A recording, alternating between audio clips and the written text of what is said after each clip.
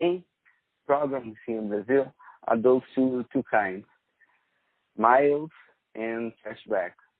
And I would say miles is the oldest one that's like say penetrates most of the market. I would say like 90% of the market. Mm-hmm. And the rest are the new incomes. And I would point out the cashback. We have Citibank also has a cashback program here. That's pretty neat. It's a good program that they have. Itaú, that's other huge bank, is studying of doing something like that also. Mm-hmm. So what we see, that's another way. Now looking on the bank side, loyalty programs is pretty expensive. It's a huge bill on the credit card. I would say it consumes a lot of my income. So we have to manage we have to manage real close. Miles is very expensive for the bank. If the client change for products, it's good. But if the client exchange that for an airline company, it's pretty expensive. So the bank has to manage that and has to try to push the client to use on product. So we want to exchange for a television, for a cell phone, those kind of products. The exchange rate is way better for the banks. So the clients use more points to get less if you convert to money. Mm-hmm. But Daniel, that makes. Go ahead. Sorry. Go ahead. No, yeah. I mean, I completely understand. That makes sense. And to be honest with you, more and more issuers prefer the cashback, cash rewards Mm-hmm. versus the miles exchanges, as it used to be the case in the past. Mm-hmm. Outside of cash rewards, what else is resonating for, especially maybe in the consumer travel segment?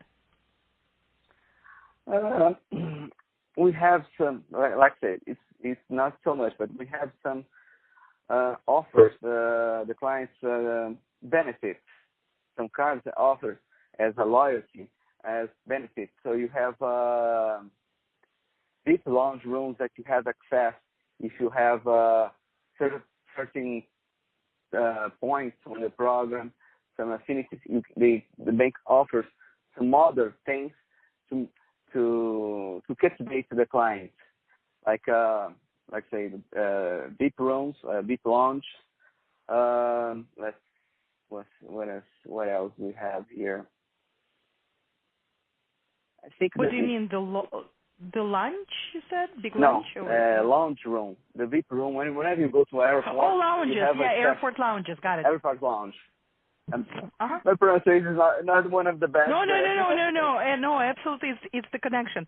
I completely understood. Absolutely. Mm-hmm. Yeah, no, airport lounges are big, but more and more issuers jump onto this bandwagon, and it's important to kind of reinvent this airport lounge into something else. And maybe you've seen something like of a novelty type, such as maybe like a dog walking service. And I just bring it up just because, but something that is not like a mainstream feature, but something that maybe even as a card user, you've seen others, say, banks offering it, and you admired it. It made sense and made a difference.